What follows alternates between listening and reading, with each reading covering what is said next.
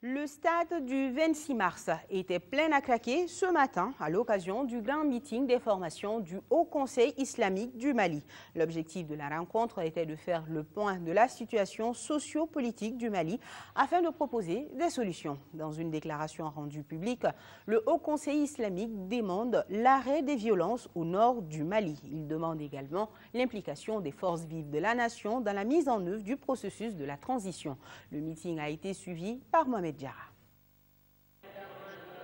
Difficile de donner un chiffre exact à ce grand meeting d'information du Haut Conseil islamique, telle la mobilisation était grande. Les 50 000 places assises du stade du 26 mars affichaient complet. Une mobilisation qui témoigne de l'attachement des musulmans aux valeurs fondamentales de l'islam et au Mali tout entier.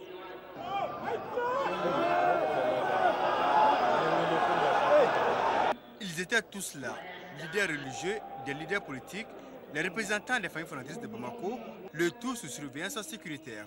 Pendant 3 heures, ils ont diagnostiqué les maux dont souffre le Mali.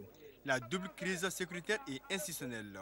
Les orateurs ont prôné la paix, l'unité des cœurs, le pardon des uns envers les autres pour un Mali unifié.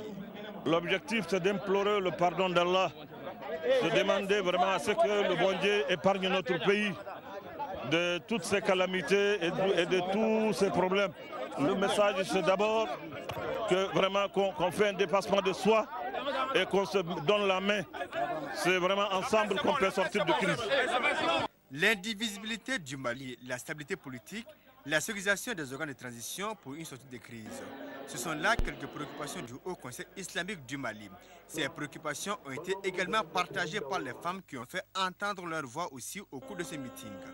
Pour donc sortir le Mali de la crise qui le secoue, le Haut Conseil islamique demande l'arrêt des violences au nord, réitérer son appel au calme et à la retenue, adhère aux acquis depuis le retour à l'ordre constitutionnel, invite la classe politique et les organisations de la société civile à privilégier l'intérêt général de la nation, engage les pouvoirs publics à réaliser dans la transparence toute négociation d'accord avec les groupes armés, engage les autorités à la concertation et l'implication des forces vives de la nation dans la mise en œuvre du processus.